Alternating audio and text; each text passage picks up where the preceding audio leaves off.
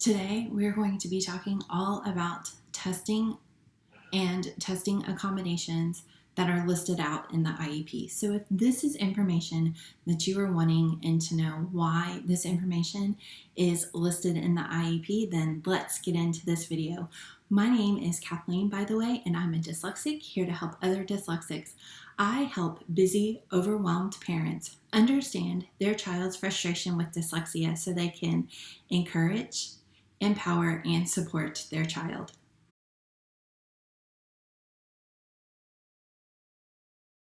So another big part of the IEP is listing out testing.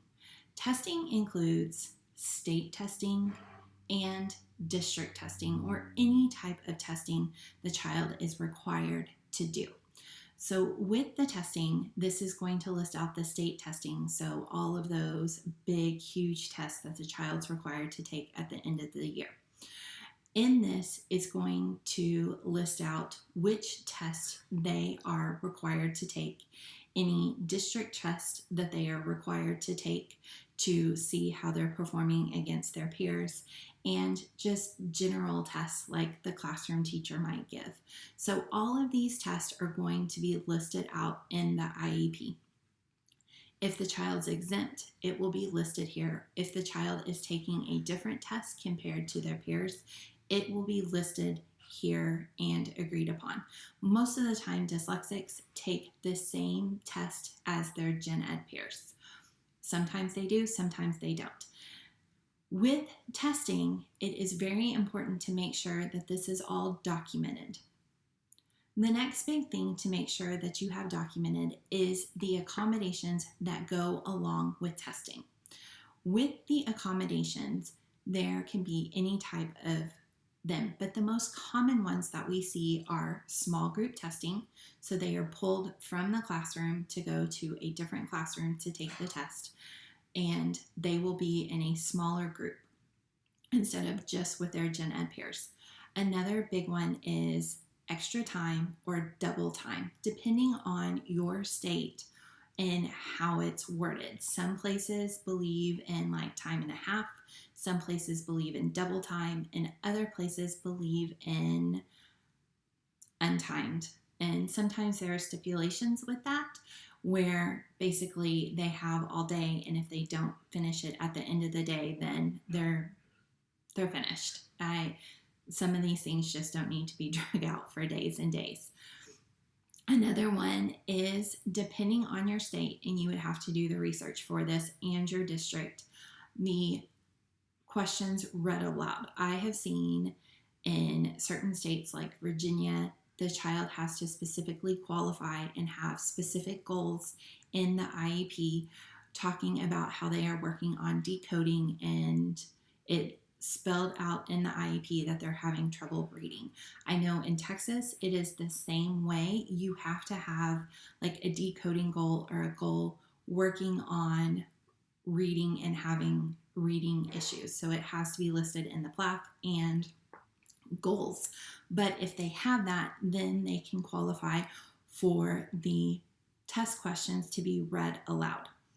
This gets very tricky when it comes to the reading section of the test, because that is not read to them, because we are testing their ability to read. So they are required to do the reading part on their own, but the questions following the reading passage can be read to the child. The math questions, so like the word problem part in the test, can also be read to the child.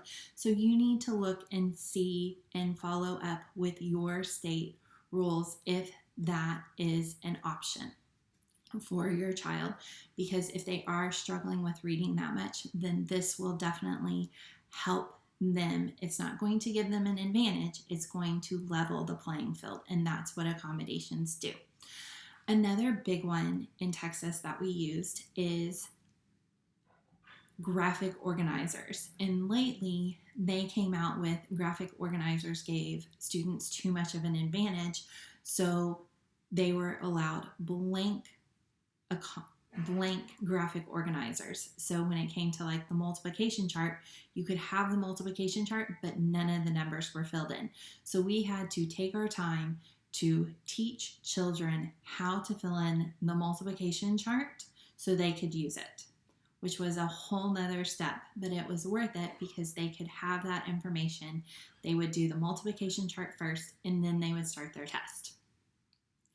And other ones. So sometimes the graphic organizers could help. And then if they have like a writing test, this would be great to have so they can brainstorm and generate their ideas, because most of the time dyslexics need extra time in the pre-writing process to generate ideas. And if they are very used to a specific graphic organizer to help them generate those ideas, they should have that because they're using it on a regular basis in the classroom. They also should have it when they are testing. One of the big pro tips for the testing accommodations is that they need to be using them on a regular basis in the classroom. So they shouldn't be all new accommodations given to the child just for the test. And again, I keep saying that less is more when it comes to accommodations, because they can specifically learn how to use those things well than having so many things in front of them. They don't know how to use any of them, and none of them are helpful. So if you pick just a couple, like small group testing, if your child performs better on a computer, another one is allowing them to take the test on the computer.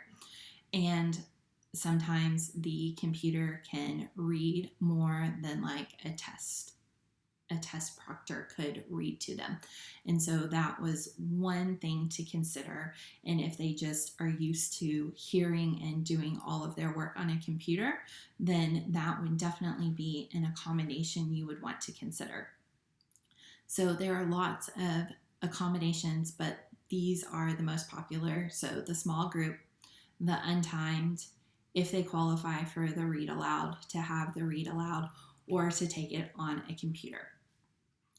Unfortunately, it is how it is with the test. I know that growing up and having to take these standardized tests was very challenging, very frustrating, because I know for me, I couldn't show how I learned best or the information that I learned. Even in college, I couldn't show them. And so one of the big things is that it's really, when you get these test results back, you have to remember that our brains process information differently, and that these tests are not true to our abilities. And so take it with a grain of salt. Unfortunately, because of the way education is, we have to do the test, but there are certain things to help them. And so make sure that the best accommodations are in place and that you use those accommodations on a regular basis to make testing day easier.